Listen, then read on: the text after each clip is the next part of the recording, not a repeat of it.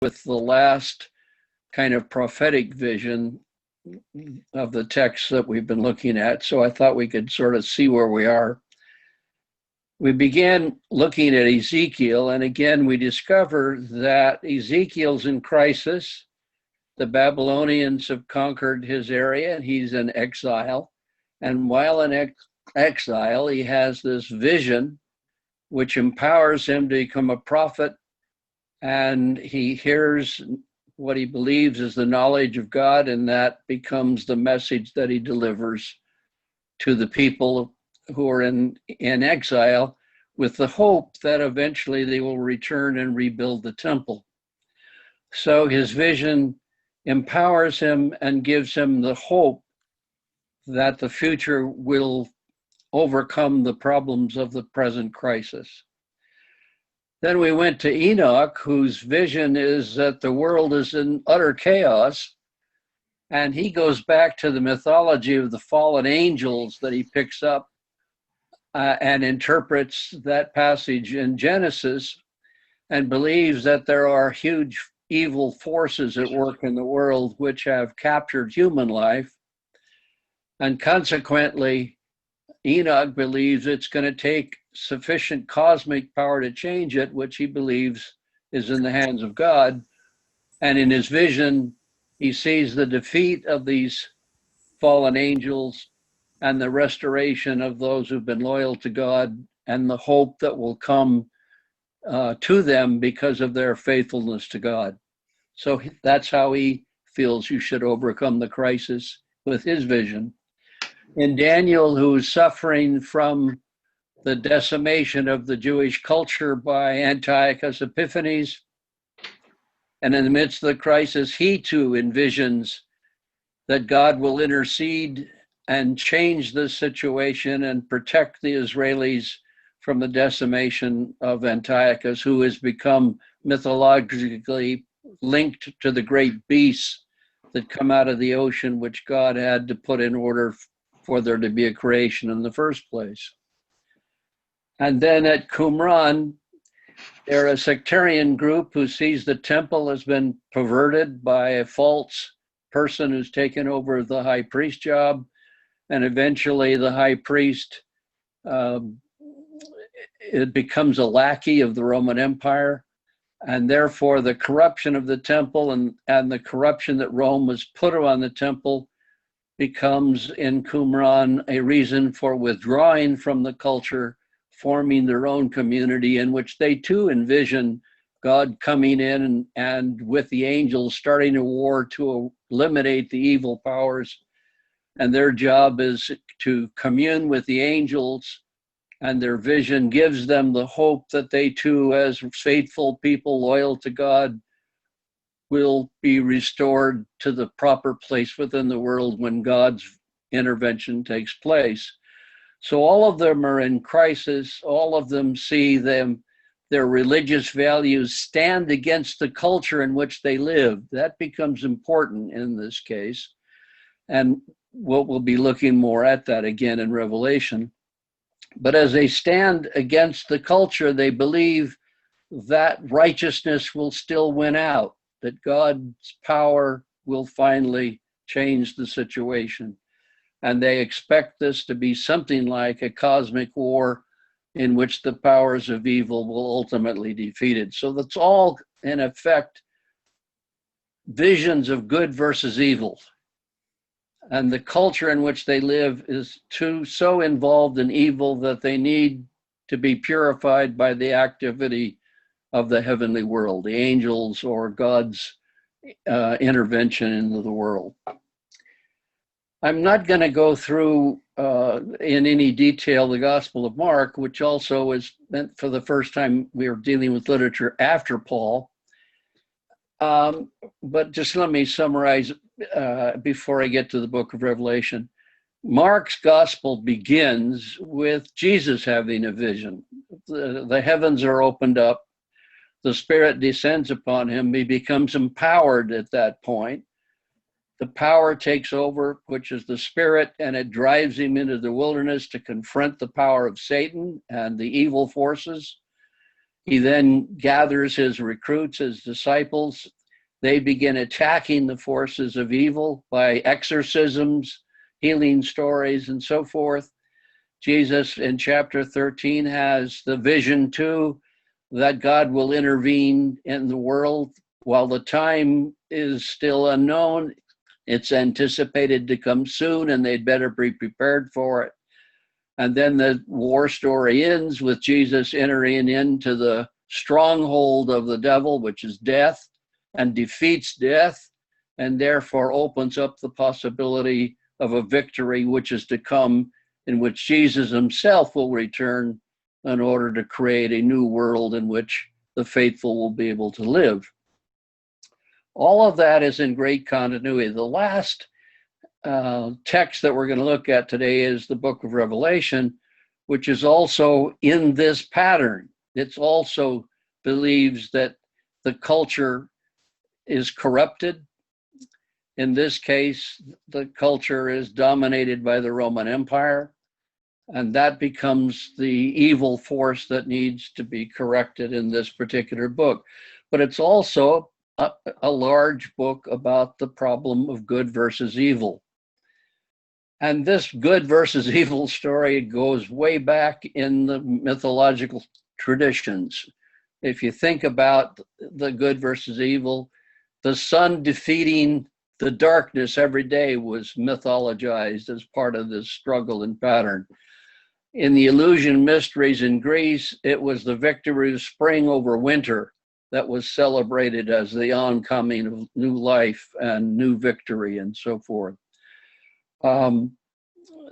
So in the biblical tradition, it's the chaotic forces that are in the oceans that can come up, and they have to be put back in order again by God's presence, in which the creation story itself is putting the chaos at bay and creating order out of the chaotic waters that are there. So the mythological background is behind all of this material in one form or another, but they use it and apply it to each new cultural situation which they feel is in opposition to their own religious values.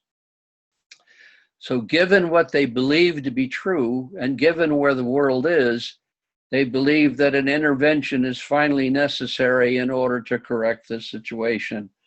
And that's where we are when we get to the book of Revelation, which is written by a Jewish Christian who's very familiar with the Jewish traditions we've been looking at, incorporating them into his own vision and book and what he writes, and also sees the world in conflict between good and evil, between the forces of God and the forces of Rome, which are controlled by beastly cosmic forces.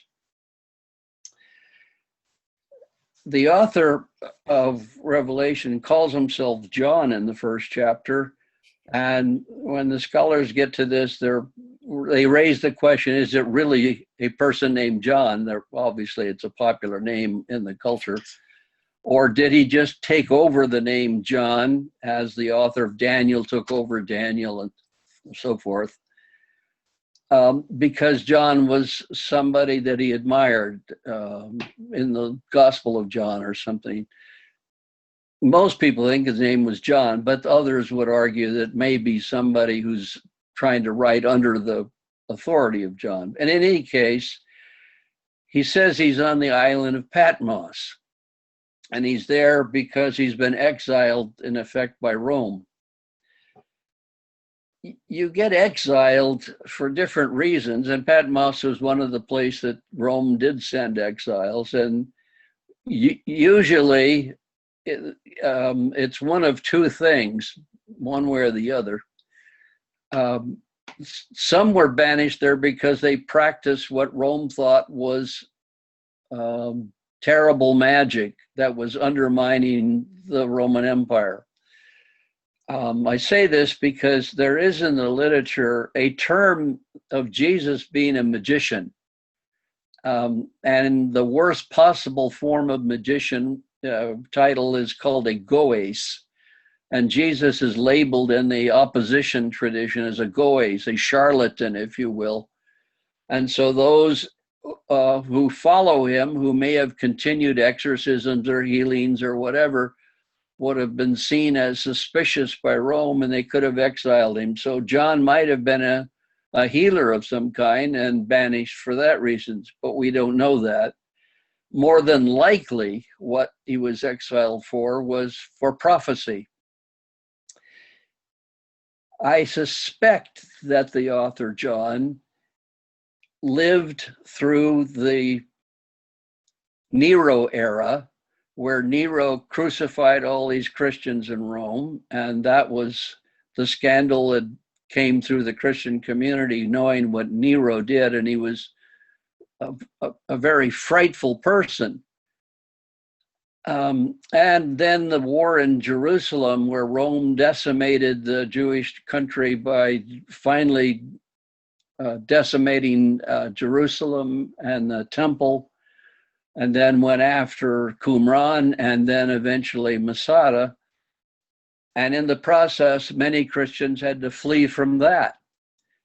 If the author of Revelation, who sees himself as a prophet in the book of Revelation, if he was speaking prophecies against Rome, they would have obviously shut him up and put him in exile for that. So whatever reason that he was sent there, he sent to Patmos because he was seen as a person who was undermining the authority of the Roman Empire. In particular, the Asia Minor, where he would be from, had a strong loyalty to the emperor as God. They had to worship as the emperor's God. Of course, the Christians would not buy into that one any more than the Jewish community would. And for that reason, they were often seen as exiled from the culture. They were shunned. So the book of Revelation also opens up with the fact that as a Jewish Christian, he's at odds with the culture in which he lives. And therefore, his whole book is written to explain why that culture of Rome will be destroyed. After all, Rome was responsible for this author for the crucifixion of Jesus. And therefore, there will be vengeance taken and righteousness will eventually emerge. And there will be a new earth coming in which evil will be put at bay and put under the earth and kept there in order to protect the faithful who will live in harmony with one another at the end. All that comes out in the story of Revelation. So our author then is also somebody who is very much aware of the literary background behind his vision.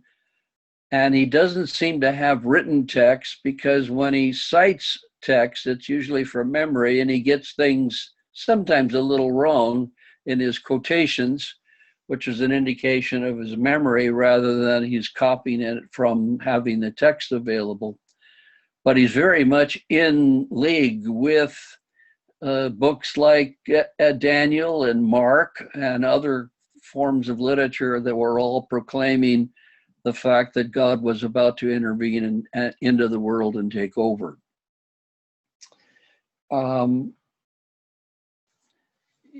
There are two possible dates that people give for this document. One of them is that it was written during the time of Nero, because that's when things were awful. And people have calculated, if you add up the name Neron Caesar and put the numerical values of the Greek letters into it, it comes out 666. So Nero's the guy. Well, I find out if you want to play that game, you could make anybody into 666, by the way. Anyway, but on the other hand, the conditions in which the book is describing seems to be in the middle of the 90s during the time of Domitian.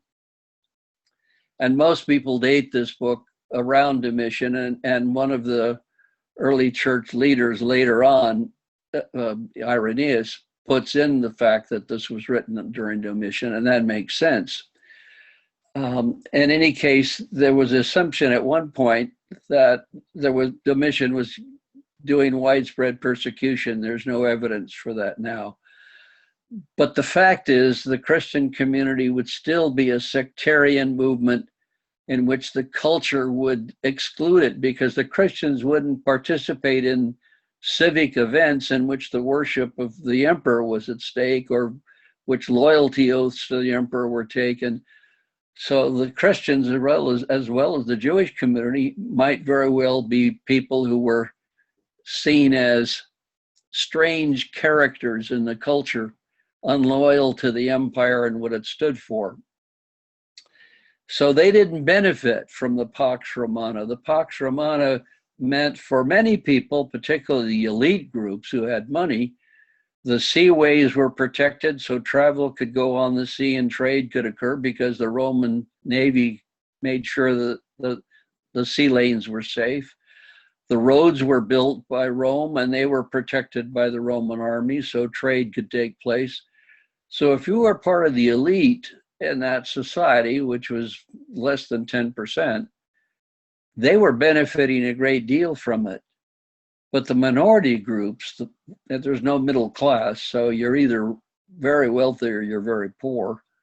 And the poor groups were subjected to all kinds of problems. And if you were poor and a member of a group that stood against the culture, which is what the Christian group did, then you were really outside of the cultural values and would be seen as suspicious by everybody else. So that's where this character who writes this, whoever it is, fits into the cultural situation, and the book of Revelation, in Greek, the Apocalypse, which means the book itself is a total revelation of what the author believes he learned from God and empowered by God to deliver this message to give hope and strength to a struggling community at the end of the first century. That seems to be the best context for all this. Before we go on and start looking at the text itself for a while, are there any comments or questions about any of that anybody has that they'd like to raise?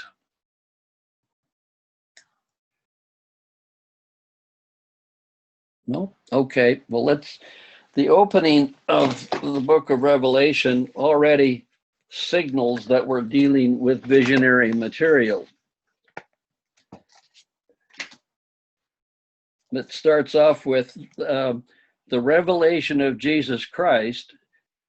The of is interesting because it either means it's about Jesus or it's Jesus's own vision.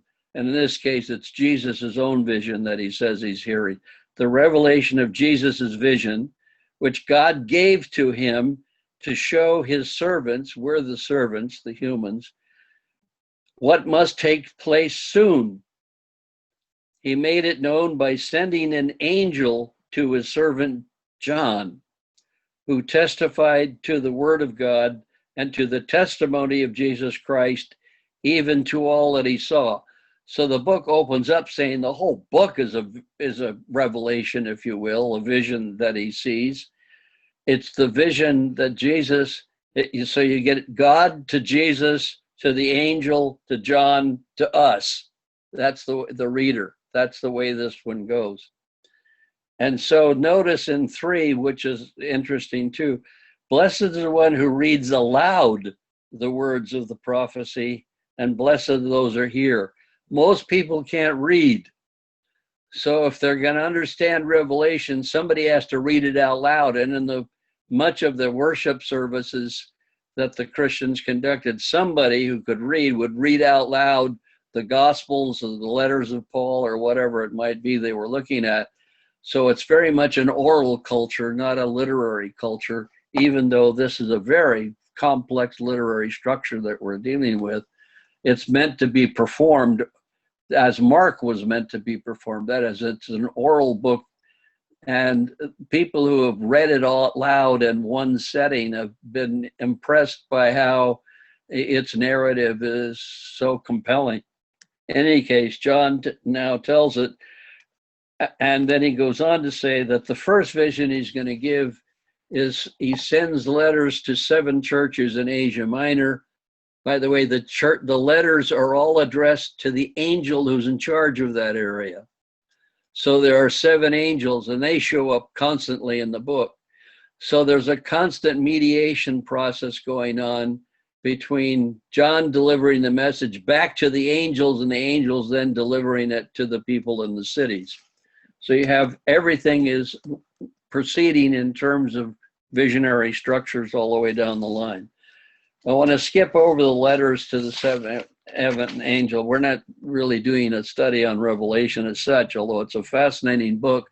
And in case you haven't figured it out, it's Hollywood's most favorite biblical book. They do more movies on basis of using the imagery in Revelation literally than any other text that I know of. In any case, let's turn to 4, because that's where the vision that the author has, who goes up to see the throne and links him up with the visions that we've already run into in all their literature.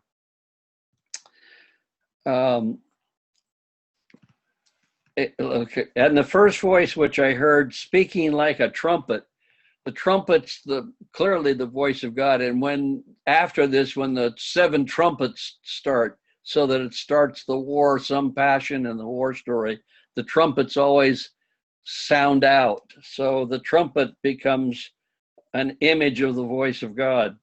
And the voice says, "Come up here." Now we've switched. Remember, in the opening, the angel comes down. So we have a descent literature. Now suddenly he says, "Come up." So now the vision is going to take him up to heaven. So he's going to go spatially upward, whereas he began with the angel coming down. "Come up and I will show you what must take place after this." So he's going to get a vision of what God's future is going to look like. "And once I was in the Spirit." To be in the Spirit means he's in some kind of trance. "And there in heaven stood a throne, and with one seated on the throne." So he has a throne vision, and God is sitting on the throne, but obviously you can't describe God, and you can't see him. So he has to figure out how to explain what it looks like, and he does this with great jewels. One seated looks like jasper and carnelian, and around the throne a rainbow that looks like an emerald. So all these jewels become the vision for God. "And around the throne are 24 thrones, and seated on the thrones are 24 elders dressed in white robes with golden crowns on their heads." Everybody's had fun trying to figure out who the 24 are. Nobody knows, and none of it works. But if you want to have some fun, you can put the 12 tribes of Israel and the first 12 apostles and put them up there, and they can sit there in their white robes with golden crowns, which the white robes in this case signalize victory, and the crown represents victory. So whoever they are, they're up there with God, and they are victorious. "And then coming from the throne are flashes of lightning and rumblings of peals of thunder, and in front of the throne 7 flaming torches." Well, if you go back earlier, there are 7 flaming torches, which equals the 7 angels of the cities, which equals the 7 great angels supporting God. So it represents that. Others have thought these are qualities that belong to God: forgiveness, love, compassion, so forth. But in Revelation, the 7, he keeps identifying them as the 7 angels. In any case, so that's, and he says the 7 flaming, which are the 7 spirits of God. That's the angels, just as they are at Qumran. The spirits are always angels. "And in front of the throne, there is something like a sea of glass or crystal." So the throne is described, God is not, but you see all these wonderful images.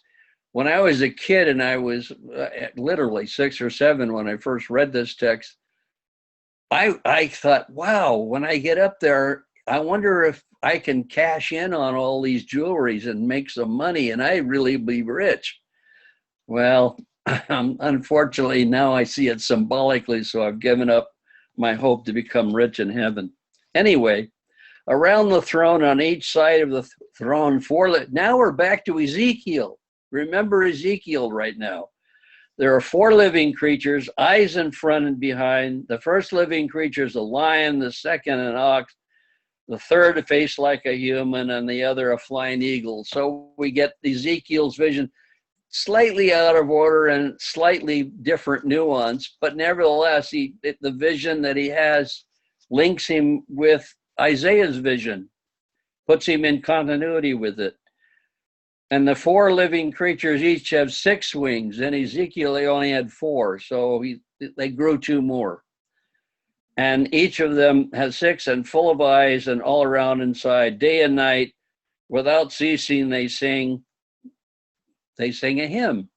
Holy, holy, holy, Lord God, the Almighty, who was and is to come. So all time is there. The word Almighty is an interesting word. In Greek, it's pantokrator, which means great strength. It also simply means the one who's ruling. The tradition that wants to see God as omnipotent picks up this language and uses to say, well, that means God is omnipotent. I don't think anything in the text leads to that.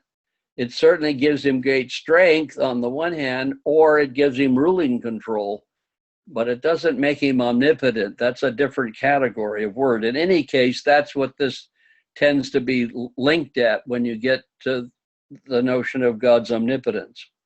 In any case, and whatever the living creatures give glory and honor and thanks to one who's seated on the throne, who lives forever and ever, the 24 elders fall before the one who was seated on the throne. So what the description ends up with is the great worship service that the 24 and all the others that are retinue within that structure are worshiping God and loyal to him. And the author of the text vision then is saying, that's what we owe God. God is the one with the robes, with the beauty, with all of this jewelry. He is the one who has a court around him. He is the one whom we should worship. Well, what's it being mimicked of? Well, think of Caesar back in Rome, many of whom are claiming Caesar as God. He has the robes. He has the retinue around him and so forth. So Revelation is playing the true worship of God that takes place in heaven and the false worship of the emperor that's in Rome. There's a contrast going on in this structure of this thing, and therefore Rome is seen as part of the disloyalty itself. Then I want to skip briefly over to chapters 18 and 19, so you can see we've just gone through a whole series of 7 trumpets and watched the war take place.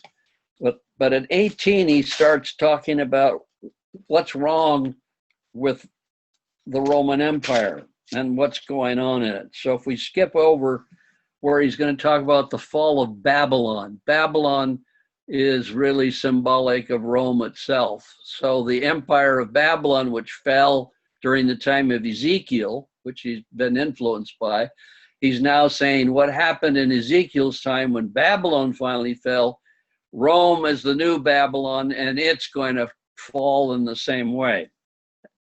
Okay, after this, I saw another angel coming down from heaven with great authority, and the earth was made bright with splendor, and he called out with a mighty force, fallen, fallen is Babylon the Great. It has become a dwelling place of demons, a haunt of every foul spirit, a haunt of every foul bird, a haunt of every foul and hateful beast. There's not much to like in Rome by this group. They don't like this stuff. So, for all the nations have drunk of the wine of the wrath of her fornication, and the kings of the earth have committed fornication with her. In this case, fornication is symbolic of worshiping the wrong or false god. That is, they're all adoring and worshiping the emperor in Rome. And the merchants of the earth. So who's bad? Nations, kings, merchants, all of the elite class, all of who are benefiting from the Roman Empire, they're the big problem. So in contrast to them, the voice from heaven says, "Come out of her, my people, so that you do not take part in her sins, so that you do not share in her plagues. For her sins are heaped high as heaven, and God has remembered her iniquities." So the Christians are asked to separate themselves out, come out of the culture. Don't participate in it. Don't cooperate with them. Don't give in. So here they are in effect going to become a sectarian movement in opposition to the cultural values that they are living with. And so it simply goes on and says the kings, the merchants, and also there won't be any more music left in the empire either. Even the musicians are going to be condemned in the chapter. So in 18, we get an idea of what it is that the author has seen. Not only have they crucified Christians and Jesus the first, and then Nero and the war, but now the Pax Romana has benefited the elite at the expense of the poor, and especially those groups that don't fit into the Roman pattern. They stand out against it. And so the book of Revelation sees that unrighteousness in the world has taken over. And this is so offensive to God that God will send the angels, led in this case by a slain lamb, which is Jesus. And the lamb with the armies will come and be victorious over evil and confine them for 1,000 years in the pit. They will come back, but ultimately be destroyed, and a new country will come about. So what we have in Revelation then is another vision in which the author is commissioned to be a prophet. And his prophecy, he gains knowledge. His knowledge that he feels he gains from heaven and from the angels is the destruction of the Roman Empire, because it is worshiping false gods and it is exploiting the poor in the favor of the rich. All of that is the vision that comes out of the book of Revelation, and it's in continuity with the visions we've seen before. Again, a crisis occurs, a prophet is called, he is given authority to speak, he speaks his message, and his message is against the culture in which he lives. I keep emphasizing that because that's when we break up in our groups in a few minutes, that's what I want you to deal with. Let me talk about where I think it's very important. There's a book that was written in the 50 years ago by H. Richard Niebuhr called Christ and Culture. And in the book, he describes various types of ways in which religious people, in this case Christianity, has dealt with the culture in which it lives. And one of the prominent ways, he lists 4 different types. We're only going to deal with one of them. One of the ways in which it is, he says that for many people in history, their religious Christian values are such that so much of what the world is doing is against what they believe. And when that happens, if Christians have enough power to take action, they take action to correct the situation, to try to change it, to make it a better world in which to live, to inculcate the values that people have that they feel should be part of the world. And so that periodically at times when the culture seems to get out of hand, where it seems to be becoming more and more chaotic, the religious groups find themselves challenging the culture, trying to change it or reform it, or if necessary, to withdraw from it. So the monastic group, early in Christian history, withdrew from the world to live in monasteries to protect themselves from the corruption of the world. Sectarian groups at various times and cultures see the culture as so destructive that they have to leave, go form a community, go to the wilderness, go to the desert, go somewhere to get out from under it. Other groups simply see the people who are politically in charge of making the decisions need to be replaced. And either a war starts to replace them, or in a democracy, you can vote them out. But in any case, what is consistently going on is that people's religious values don't fit the world they live in. Something's not right. Something's amiss, either in the total sense, in which Revelation sees a total collapse, it's good versus evil in the absolute sense, or in some sense there are good things left, but the evil forces have gained so much strength that it requires some kind of action to take place. So people who see their religious values in difference from the culture. For example, in our own time, there are religious people who believe that abortion is against their value system, and so they feel they need to take action to do that, and that leads to Supreme Court decisions and everything else. There are other people who feel just the reverse, that a woman's right to choose is part of the cultural values that they affirm, and so they obviously act in their way. We're now going to break up into groups here, and these are the questions I have. I want you to think about and talk with one another about and see what you want to do with them. Given where we are in our world today, where you see yourself, at what point do you see yourself and your religious values are in conflict with the world in which you live, either the planetary world or the national world or the local world, whatever it may be? What do you see as contrary to what you believe is true about your religious vision? So let's try to spell that out. And secondly, what are you going to do about it? What action do you perform? This was Chris's sermons last week about, for Christ's sake, move forward. Well, what are you doing? If you see things that you think are opposed to your own religious values, what do you plan to do about it? What can you do about it, if anything? That's the question. So the question is there something you see in conflict within our culture that's against what you religiously believe? And if so, what do you plan to do about it? Okay? All right, then let's break into our groups and see what comes out of that.